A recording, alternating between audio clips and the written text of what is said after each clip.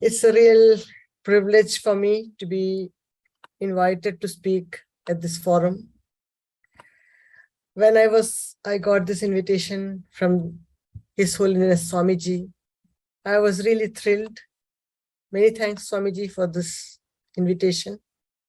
I was not very sure if I really fitted in with SDG 16, peace and reconciliation, justice. This is part of Sustainable Development Goal 16.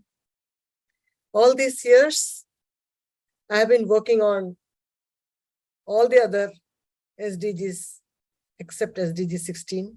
But SDG 16, peace, justice, has been the foundation of all of our work and all the other SDGs. Once again, many thanks for this invitation.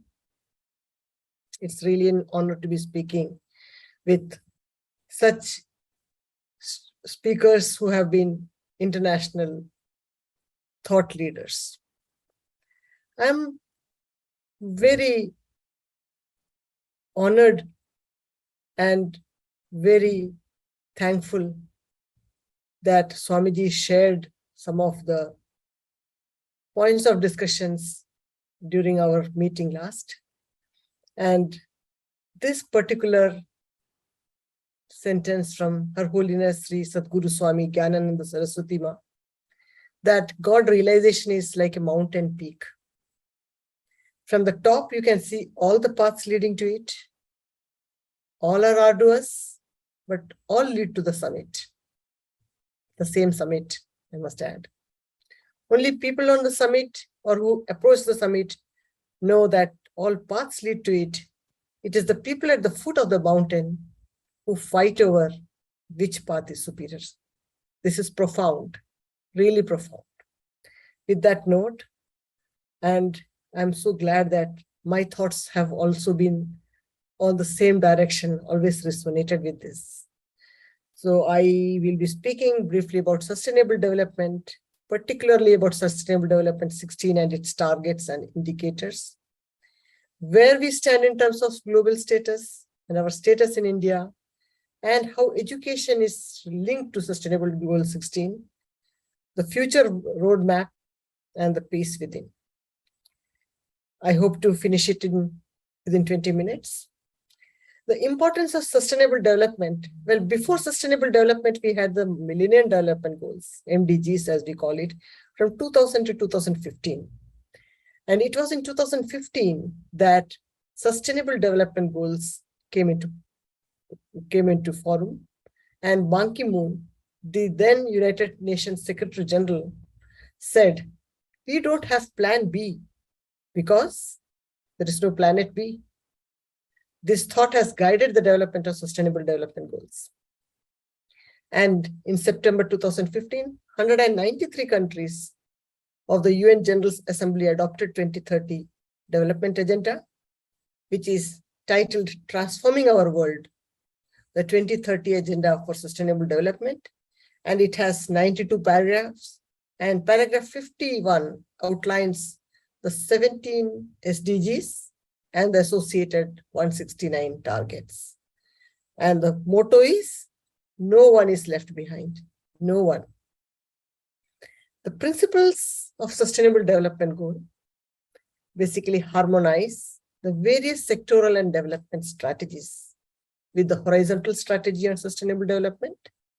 It is based on the principle of holistic approach, intra-generational and intergenerational solidarity, social justice, sustainable management of resources, principle of integration, utilizing local resources, public participation, social responsibility, precaution and prevention, and polluter pays principle.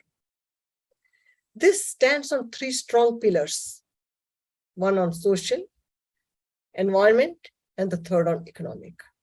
All this while we are focusing only on the environment or only on the economic or only on the social. This brings all these three together to form one coherent, cohesive group where it is social plus economic plus environment. So this is the triple bottom line concept of SDG, where we have to see that any effort we do is equitable, it is bearable, it is viable in order to be sustainable.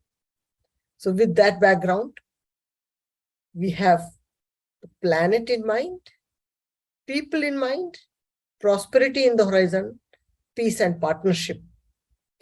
We have to understand that sustainable development stands to protect our planet's natural resources and climate for future generations. We have to see that it's not just us. We have borrowed our earth from our future generations. So we have to do justice to that.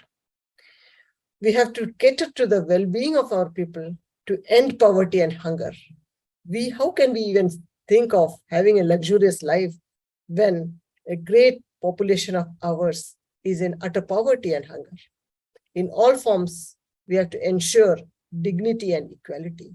At least we should strive towards that. It cannot be done in a day, in a year, or in 15 years, but we should strive towards that. We should ensure that we share prosperity, prosperous and fulfilling lives in harmony with nature. Peace and should be, we should foster peaceful, just, and inclusive society. It's so heartwarming to see that we are talking about just transition. We are talking about equality, inclusivity, and we need to implement the agenda through a solid global partnership. So this is the foundation of sustainable development. The SDGs are cross-cutting and they are multidimensional. There are a few which are coming under purely social, some coming under economic, some coming under the environment, but then they are not watertight compartments.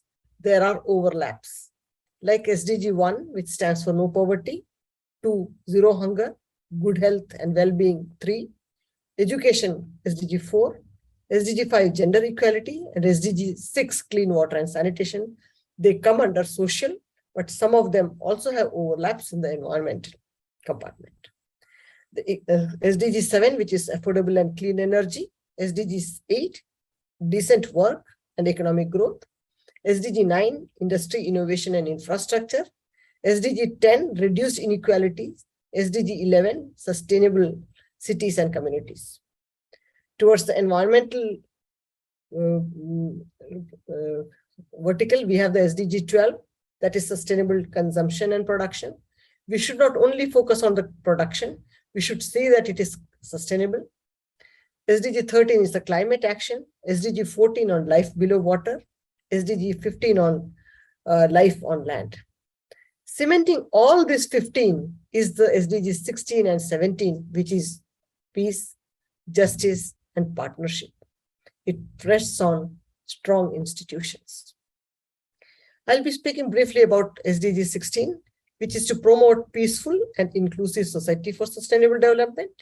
It would provide access to justice for all and build effective, accountable, and inclusive institutions at all levels. At all levels. The targets are the first target is to reduce violence. The second target is to protect children from abuse, exploitation, trafficking, and violence. The third one is to promote the rule of law and ensure equal access to justice.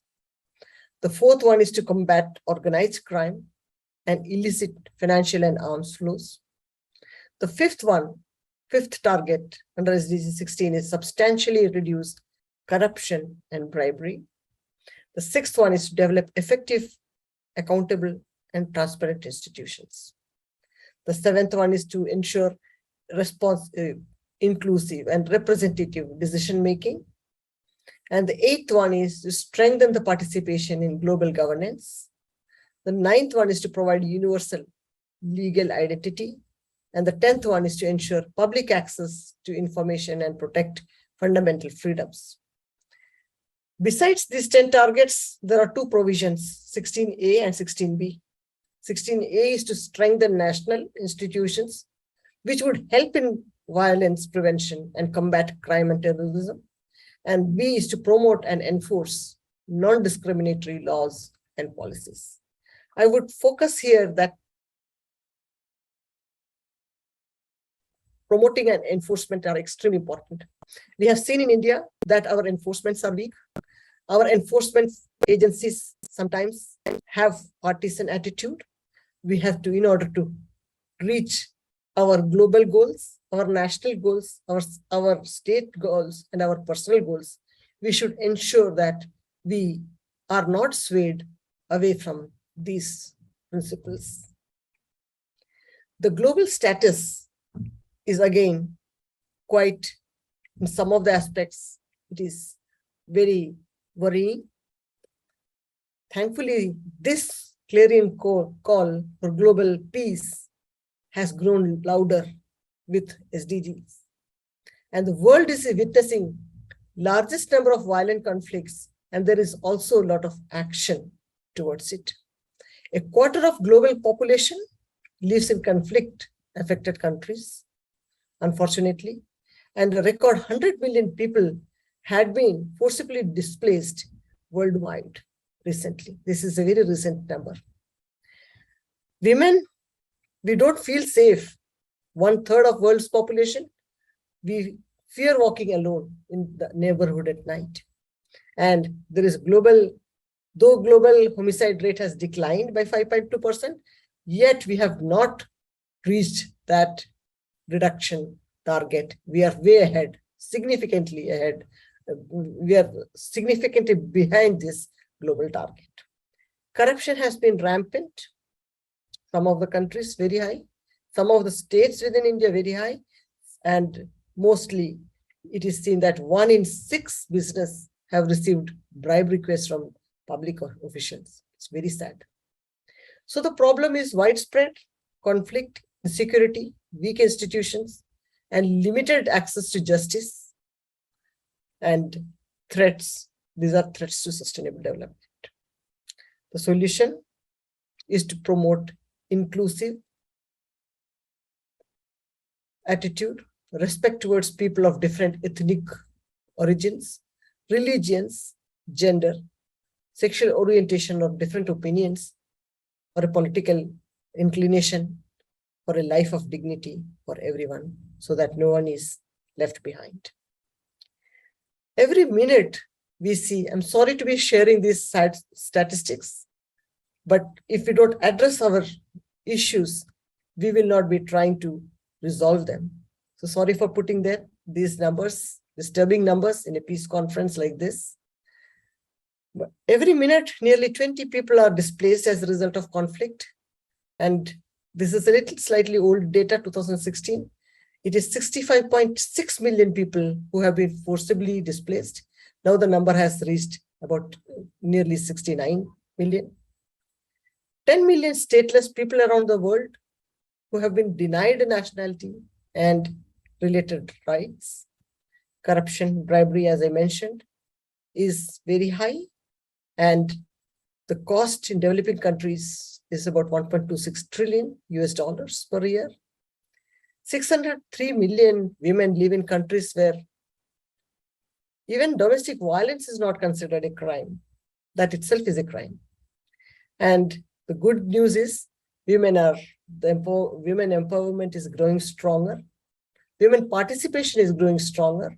And women in leadership positions are growing in number. And in 46 countries, women now hold more than 30% of seats, at least in at least one chamber of national parliament. That is a good one. In India, we have Niti Aayog, which is India's policy think tank for responsibility of coordinating all SDGs, including SDG 16. Ministry of Home Affairs, National Crime Records Bureau, and there are other official sources for SDG 16, like Bureau of Police Research Development, National Judicial Data Grid, etc.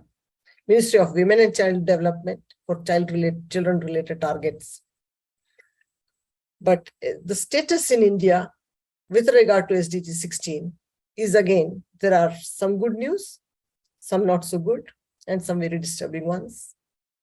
To measure India's performance towards SDG 16, 8 national level indicators have been identified, which capture 5 out of the 12 targets under this goal.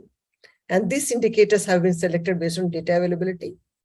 We have seen 3.17 cases of corruption crimes reported per 1 million population.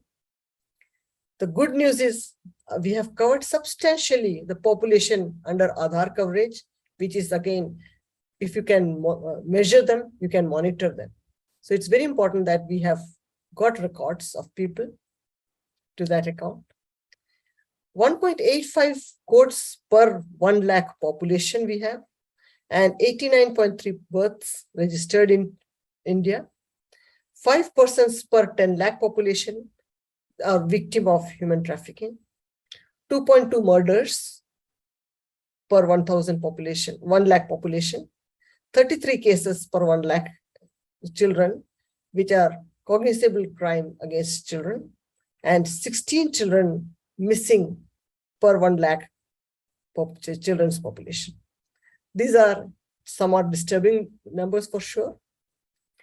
The performance of different states and UTs have been mapped by Niti Aayog, and it has made a dashboard which gives very interesting results to understand where we stand.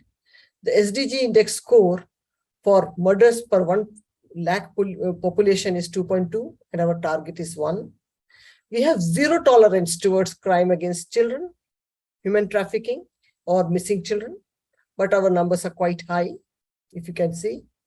The number of courts per 1 lakh population is 1.85. It needs to almost triple in order to have a peaceful society where justice is delivered on time.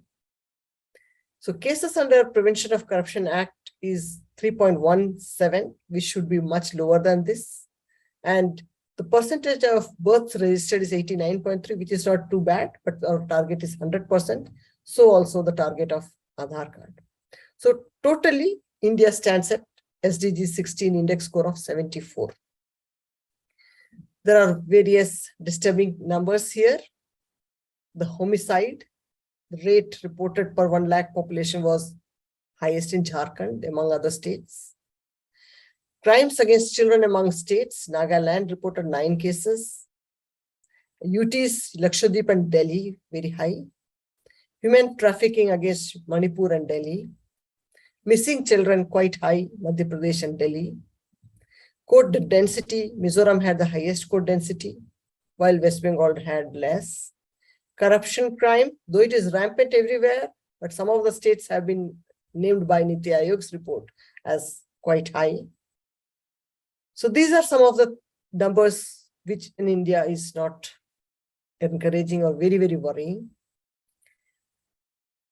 To a large extent, I do believe that education is crucial for achieving SDG 16.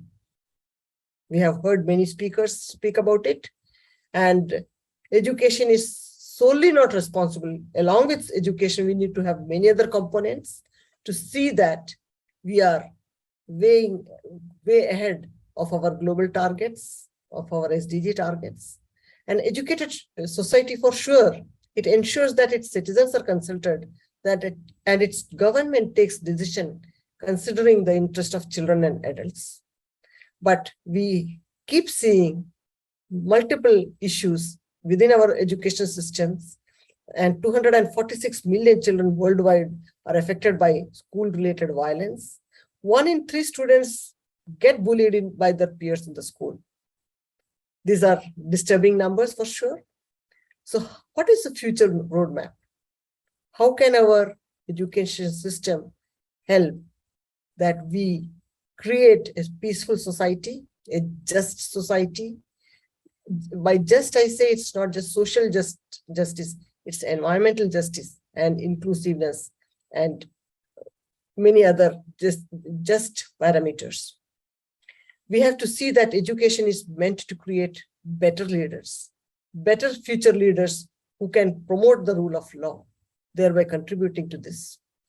They should be able to contribute to finding solutions in fragile and conflict-affected areas and during post-conflict recovery period. There should be innovative capacity building programs, learnings, and integrate sustainable development into peace building plans, which is imperative. We should see that the teaching modules are incorporating justice and governance at schools and universities, which is crucial. There is a strong need for a multi-stakeholder approach, including collaboration with higher education, institutions, and academics, to ensure that Sustainable Development Goal 4, that is education, and Sustainable Development Goal 16, they reinforce positively to each other. Having said that, from the macrocosm to the microcosm, it's important that we have to focus on our well-being, our mental well-being, our ethical well-being, and ensure that we prepare good citizens who collectively have a collective intelligence and collectively form a good society. As was mentioned by Deepak Chopra, as is microcosm, so is the macrocosm. As is the atom, so is the universe. As is the human mind, so is the cosmic mind. With this, I thought of sharing this funnel. Here, this is a transition from alpha to omega. We all vibrate, every person on this planet vibrates at a very subtle vibrational frequency. From a low frequency to a higher frequency, from shame to enlightenment. We have to see that we are often caught in many negative emotional cycles based on long forgotten past negative memories. When we move through challenging situations in a higher emotional state, self-scrutiny becomes a habit and an effective tool. And we need to release emotional stress and let go. It's not easy to practice that. I know that sometimes some of these things, some of the past bad memories stick so much. It forms like an umbrella on our head. It doesn't let us think openly. It inhibits our growth. It inhibits our mental flow. But we have to let go. Let's not carry the baggage on our head. Let's keep it aside because this baggage is nasty. Why should we pollute ourselves? We have to let it go. In higher vibrational state, most of the time, we are much happier. We are much calmer. We are in harmony. And we are in bliss. Wider options and opportunities appear. Please try it. It has really, really worked wonders. I should not be saying this in a congregation like this, where all illustrious speakers, philosophers, and theologians are there. But then for the general public, there are so many students here. I would say, just practice this. You will see wonders. The universe actually speaks. The universe speaks to those who listen. Let's keep the noise low. Many times with this burden, which is on our head, we keep so much of noise in our head that we don't listen to the whispers of the universe. Universe whispers in different ways. Let's keep our mind free so that we can access these whispers of the universe. With this, I thank you all for a peaceful, just, and strong society. Thank you.